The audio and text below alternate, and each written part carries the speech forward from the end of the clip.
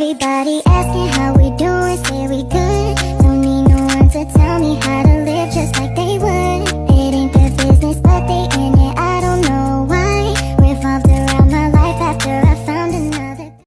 Assalamualaikum warahmatullahi wabarakatuh. Baiklah, di sini saya akan menjelaskan tentang peran administrasi dan supervisi pendidikan dalam meningkatkan mutu pendidikan dengan dosen pengampu Dr. Andus John Helmi MP dengan mata kuliah Administrasi dan Supervisi Pendidikan. Pengertian administrasi pendidikan.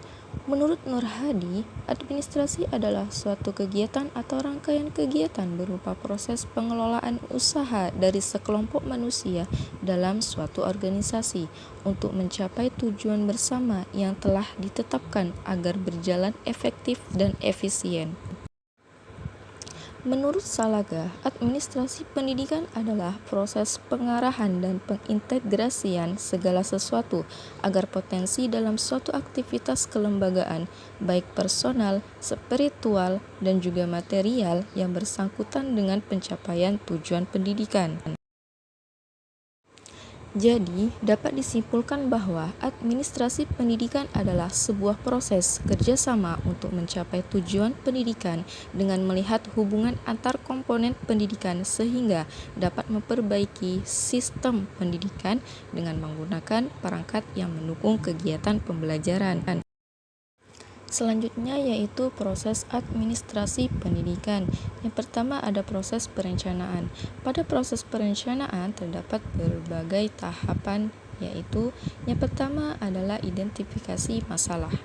Nah, pada tahapan identifikasi masalah ini, proses perencanaan pada umumnya menyangkut peramalan dan juga pengambilan keputusan. Melalui peramal, kita dapat memperkirakan apa yang akan terjadi di masa datang berdasarkan informasi yang diperoleh dari masa lalu dan juga masa kini. Perencanaan hendaknya menghasilkan rencana yang fleksibel dan realistis. Yang kedua yaitu menentukan tujuan.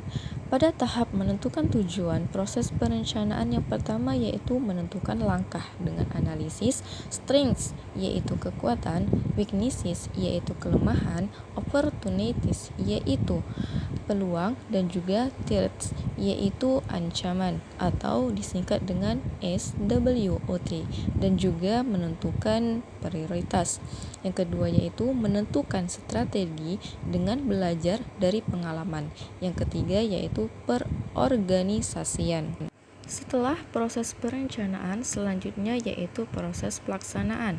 Pada proses pelaksanaan ini terdapat beberapa prinsip. Yang pertama, yaitu pelaksanaan harus sesuai dengan perencanaan.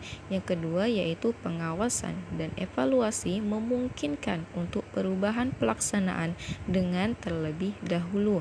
Dan yang ketiga, yaitu agar pelaksanaan dapat berjalan dengan rencana, maka dibutuhkan kematangan organisasi. Nah, setelah proses perencanaan dan juga proses pelaksanaan, maka yang terakhir yaitu proses evaluasi hasil.